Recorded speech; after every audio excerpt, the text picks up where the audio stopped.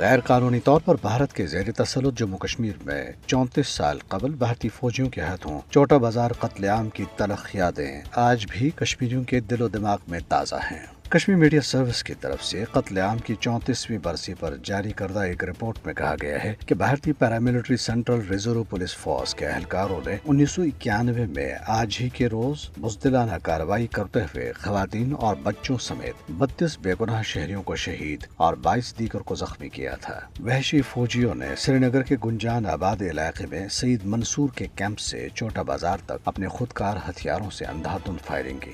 گولیاں دکانداروں اور راہگیروں کو لگیں، جن میں ایک 75 سالہ خاتون اور ایک 10 سالہ بچہ بھی شامل تھا۔ لوگوں نے آج مزار شہداء سری نگر میں حاضری دی اور شہداء کو خراج عقیدت پیش کیا۔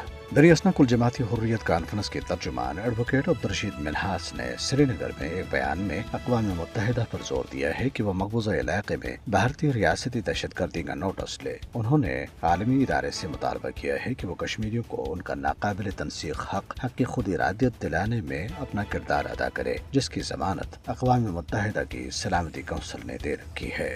بھارتی فوجیوں نے ضلع سانبا کے علاقے سدیالی میں بڑے پیمانے پر محاصرے اور تلاشی کی کارروائی شروع کر دی ہے۔ اس کارروائی میں فضائی نگرانی کے لیے ڈرونز کا استعمال کیا جا رہا ہے۔ قابض حکام نے دعویٰ کیا ہے کہ مشکوک افراد کی موجودگی کی اطلاعات ملنے کے بعد علاقے میں فوجی آپریشن شروع کر دیا گیا ہے۔ ادھر بھارتی پیراملٹری بارڈر سیکورٹی فورس نے سانبا اور دیگر سرحدی علاقوں میں نام نہاد ولیج ڈیفنس گارڈز کے لیے جنگی بنیادوں پر ہتھیاروں کی تربیت کا خصوصی پروگرام شروع کر دیا ہے۔ تربیتی پروگرام کنٹرول لائن اور ورکنگ باؤنڈری کے قریب منعقد کیے جا رہے ہیں، جس میں آزادی پسند کشمیریوں کی شناخت اور ان کو نشانہ بنانے پر خصوصی توجہ دی جا رہی ہے۔